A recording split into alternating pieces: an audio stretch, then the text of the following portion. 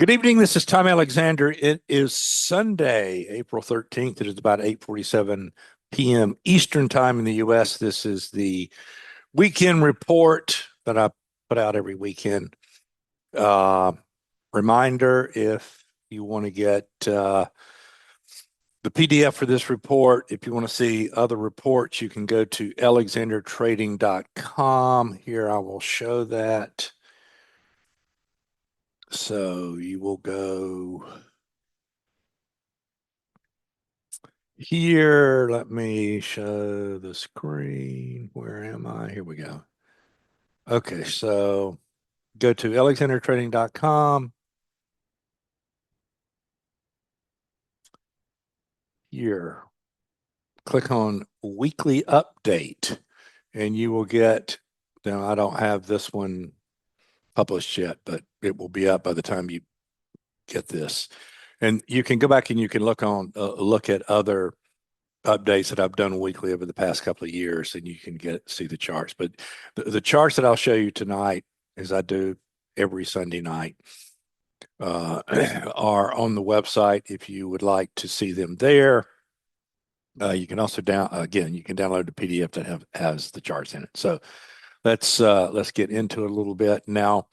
As we all know, the market is tethered to tariff news, both good and bad. The market goes from panic to manic to panic to manic over nuances of the tariff stuff, and that's going to continue for the foreseeable future. What you see on my screen here are the four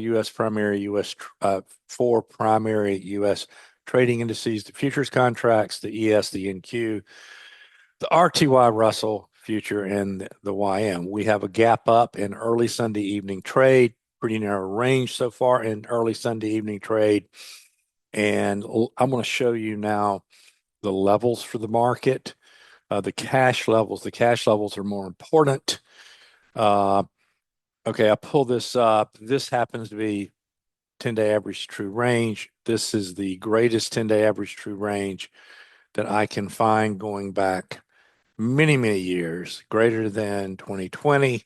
So you can see how extraordinary the daily ranges have been, the average true range. I think that will come in. I don't think it's going to get any greater than it has been.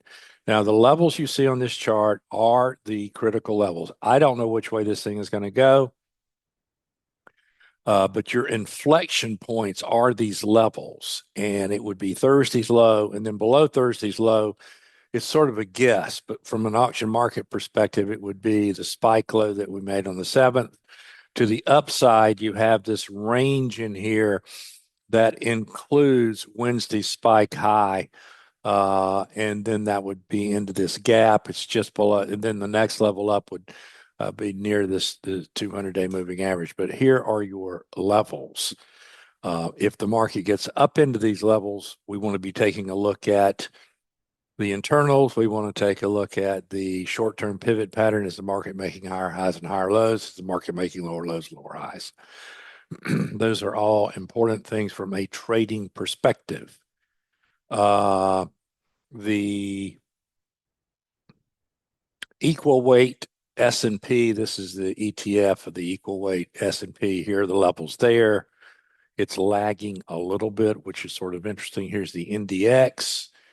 Here are your levels for the NDX. The market is pretty much in lockstep right now. We had this huge divergence all for the past 2 or 3 years among and between the indices at various times and legs up in the bull market. Well, to the downside, they've pretty much been in lockstep, which is something to keep in mind, something we want to watch going forward to see if that continues. The Dow, and you can see as I scroll through here, again, the levels are on the charts, the important levels to the upside, the important levels to the downside. But you can see that from a structural perspective, the indices are pretty much in the same position. Now let's take a look at the internals a little bit. Let's take a look at VIX first. Intraday, we hit 60. I mean, I saw it intraday 60. Now this is a daily chart. So this is the close. It closed around 52 on the 8th. And then so far we have traded below that. This has a lot of room. It can move to the downside. It does not stay above 45 typically for very long. That doesn't mean it can't get back above 45. It doesn't mean that it can't spike much higher than this for a short period of time. This could be construed as potentially bullish because VIX has come in while the market is rallying. It needs to come in a whole lot more. If it does, then we'll see some of these higher levels that are highlighted on the charts. And then last but not least, let's take a look at breadth NYSE data. The red line is a 10-day moving average of NYSE advancing issues. Green is a 5-day moving average of NYSE advancing issues. Blue is a histogram of NYSE closing breadth. We hit negative 2,000, which in this market that's been a very, very rare reading. If we are in a bear market, we will see more of those. You can see the 10-day and the 5-day reached lower extremes and have turned higher. Now, that doesn't mean the market is going to rally immediately, but lows are very highly correlated with these extreme downside readings. That's where we are. Again, we're in an environment of uncertainty with the tariff stuff. Earnings begin in earnest next week, so that could be an interesting thing.